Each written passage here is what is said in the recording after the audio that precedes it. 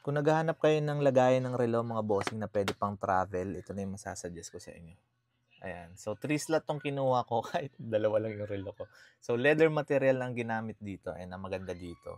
Nade-detach tong kanyang lalagyan. Ayan mga boss. Diba? So, ito is parang suede material na. Try natin lagay itong relo natin.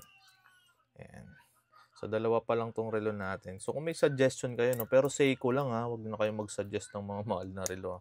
So, ayan. Ganito naman siya pag nakakabit. So, mapapansin nyo, medyo maigpit yung yung strap natin pero na-adapt na itong lalagyan na to. And snap-on na rin siya. So safe na dito yung mga relo nyo. Ayan. So itong isang relo natin, ito yung Panda ng Sequoia. Okay? And itong isa naman, ayan, wait lang, pakita ko sa inyo pag nakalagay siya. Ganito siyang itsura niya pag nakalagay siya dito. Ganito naman siya pag nakalagay. Ayan, nakikita nyo ba? Pag sasara nyo na, snap-on na siya. Travel case to. Pwede rin sa cabinet. Actually, sa cabinet ko lang siya nakalagay. And di pa naman tayo umaalis. And pakita ko sa inyo tong isa. Ito naman yung pinaka-vintage ko so far. Ayan, ang hirap hanapin na ito.